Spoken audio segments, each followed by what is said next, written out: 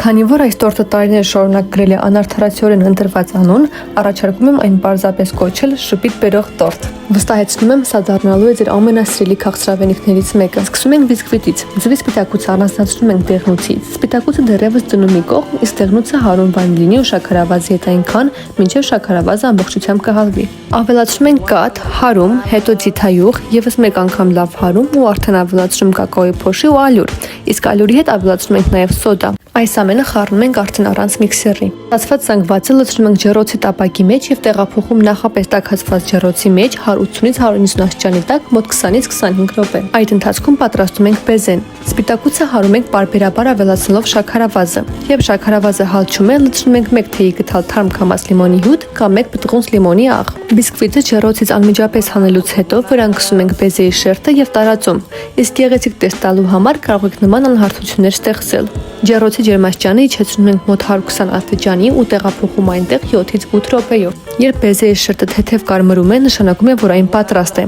Պատում ենք չնարակով ու վերջ։ Այս տորտը յուրահատուկ է դրանով, որ այն կարելի է ուտել ինչպես սառը, այնպես էլ տաք վիճակում։ Դե ինչ, բարի ախորժակ։